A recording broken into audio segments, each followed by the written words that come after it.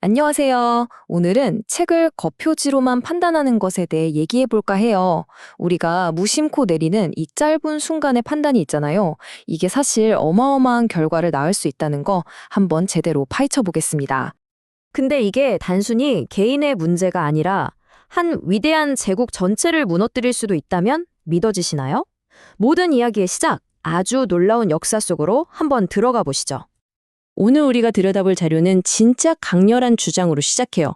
바로 이거죠. 로마 제국은 노인들을 기생충처럼 취급해서 망했다. 무슨 말이냐면요. 그들의 지혜나 경험 같은 내면의 가치는 싹 무시하고 그냥 겉으로 보이는 생산성만 보고 쓸모없다고 판단해버린 거예요. 바로 거기서부터 분열이 시작됐고 결국 제국이 무너지는 길로 들어섰다는 겁니다. 자, 첫 번째 이야기. 로마가 우리에게 던지는 경고입니다. 근데 이게 그냥 옛날 이야기가 아니에요. 어떤 공동체든 흥하게도 망하게도 만드는 시대를 관통하는 어떤 패턴에 대한 이야기거든요. 자, 여기 정말 흥미로운 대비가 있어요. 쇠퇴하는 길과 성장하는 길.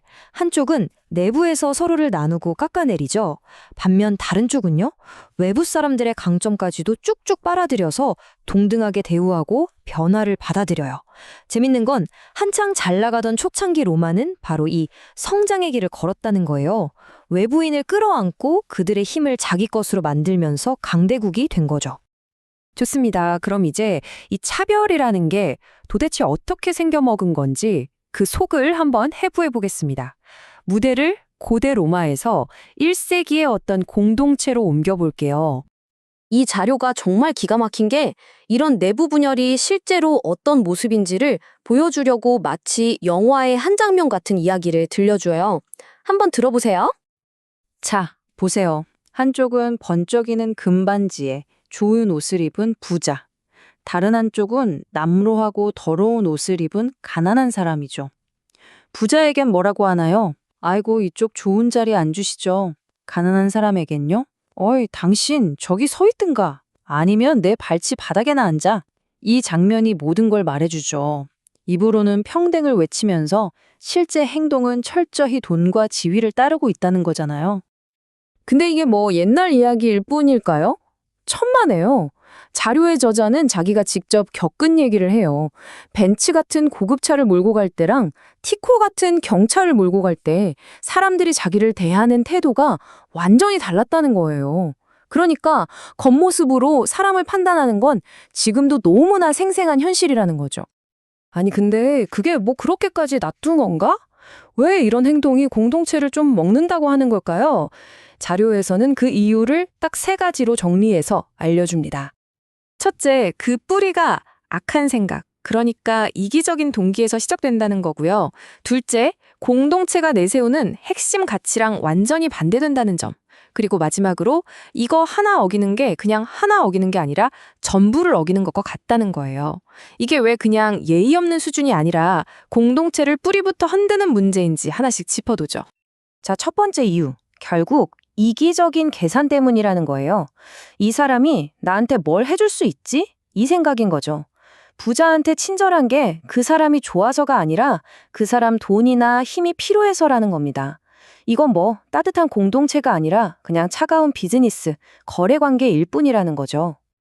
두 번째 이유는요, 공동체가 추구하는 이상과 완전히 정반대 행동이라는 겁니다. 보세요. 이 공동체의 이상은 신은 오히려 가난한 사람들을 택해서 믿음을 풍성하게 하신다는 거예요. 근데 현실은 어때요? 부자들이 오히려 공동체를 억압하고 소송 걸고 분열을 만들잖아요. 그러니까 공동체가 중요하게 생각하는 가치를 스스로 짓밟고 있는 셈이죠. 그리고 마지막 세 번째 이유. 바로 이겁니다.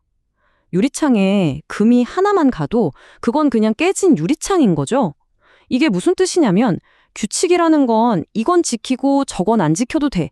이렇게 골라먹을 수 있는 게 아니라는 아주 강력한 비유입니다. 자, 그럼 지금까지 문제점을 진단해 봤으니 해결책, 일종의 해독제가 있어야겠죠? 자료에서는 아주 간단하면서도 강력한 단 하나의 원칙을 제시합니다. 바로 이겁니다. 내 이웃을 내 몸처럼 사랑하라. 이걸 최고의 법이라고 불러요. 이게 왜 중요하냐면 이 공동체가 건강한지 아닌지를 판가름하는 최종 시험 같은 거거든요. 이것 하나만 제대로 지키면 앞에서 말한 모든 문제가 다 해결된다는 거죠. 그럼 이 최고의 법을 어떻게 실천할 수 있을까요? 바로 긍휼을 통해서입니다. 긍휼이라는 게 뭐냐면 간단해요. 내가 받고 싶은 대로 다른 사람을 대하는 거죠. 판단하고 평가하기 전에 먼저 따뜻한 마음으로 대하는 것. 자료에서는 이렇게 말해요. 긍휼이 심판을 이긴다고요.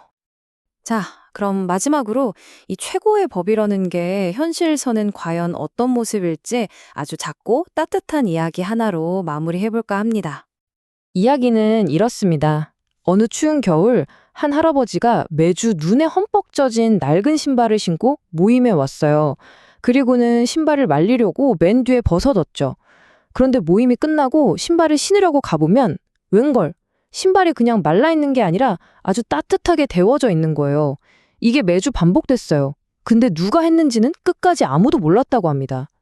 바로 이거죠. 누가 알아주길 바라는 것도 아니고 대가를 바라는 것도 아닌 조용한 행동. 이게 바로 최고의 법이 실제로 움직이는 모습입니다. 이 작은 행동이 어떤 결과를 낳았을까요? 그 할아버지가 이렇게 말했대요. 여기에 오면 신이 나를 잊지 않으셨다는 걸 발끝부터 느껴져요. 라고요. 정말 엄청나지 않나요?